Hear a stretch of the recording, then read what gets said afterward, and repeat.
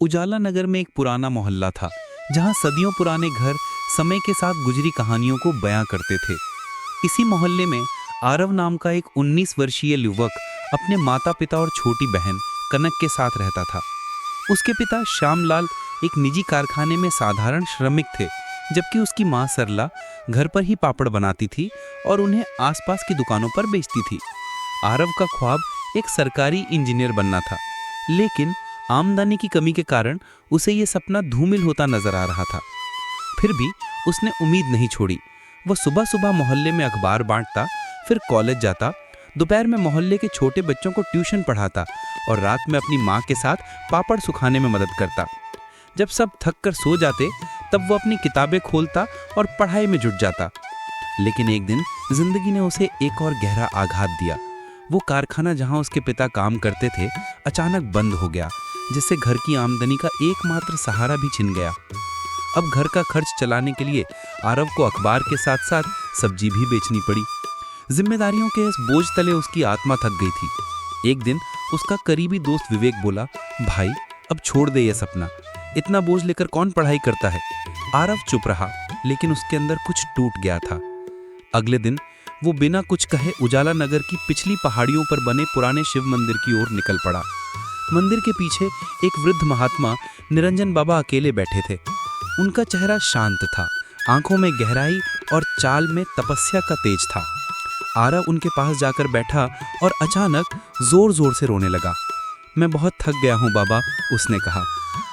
कितना और सहूं, मेहनत करता हूँ लेकिन हालात और बुरे होते जाते हैं, कोई रास्ता नहीं दिखता। बाबा निरंजन मुस्कुराए और बोले, बेटा एक काम करो मेरे लिए। आरव ने आंसू पोंछते हुए कहा, हाँ बाबा। उन्होंने कहा, इस पहाड़ी पर जो पुराना आम का पेड़ है उस पर एक कबूतर रोज घोंसला बना रहा है। अगले 10 दिनों तक तुम उसका घोंसला रोज तोड़ देना, बस यही करना है, कोई सवाल नहीं। आरव चौंक गया, लेकिन कुछ बोला नहीं। वो पहले दिन गया और कबूतर का ताज़ा बना घोंसला डालियों से गिरा दिया। उसे अंदर से बहुत बुरा लगा। एक मासूम परिंदे का घर तोड़ना उसे क्रूर लगा, लेकिन वो जानता था कि बाबा कुछ समझाना चाहते हैं। अगले दिन वो फिर गया। उसने देखा वही कबूतर नए तिनके लेकर लौटा है। आरव ने फिर उसका घर गिरा दिया। ये सिलसिला 10 दिनों तक चला। हर बार कबूतर दोबारा घर बनाता और हर बार आरव उसे तोड़ देता।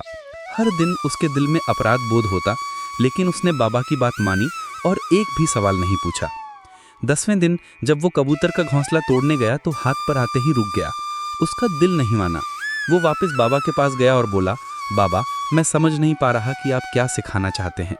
मैंने हर दिन उसका घोंसला गिराया, लेकिन वो फिर बनाने आता था, जैसे हार मानना जानता ही नहीं। मुझे हर दिन बुरा लगता था, लेकिन मैंने किया क्योंकि आपने कहा था। अब बताइए इसका मतलब क्या है। बाबा निरंजन ने एक गहरी सांस ली और बोले, बेटा यही मेरी पहली सीख है। मेहनत का मतलब सिर्फ कोशिश करना नहीं होता, बल्कि हर बार गिरकर फिर से उठना होता है।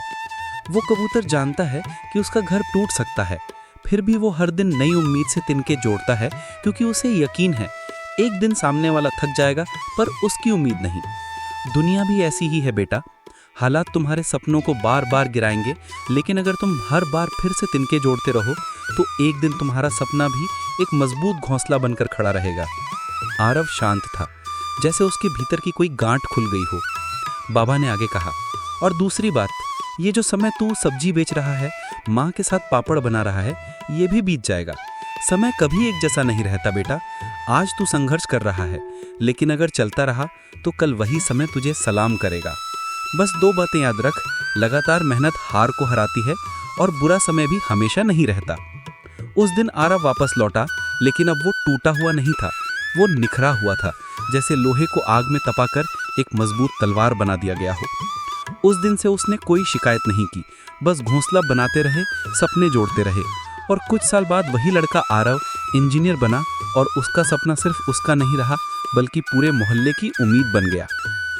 मेहनत का मतलब सिर्फ रोज कुछ करते रहना नहीं होता, बल्कि असली मेहनत तब शुरू होती है जब तुम जमीन पर गिर चुके होते हो, हिम्मत टूट चुकी होती है और फिर भी तुम खुद को उठा लेते हो।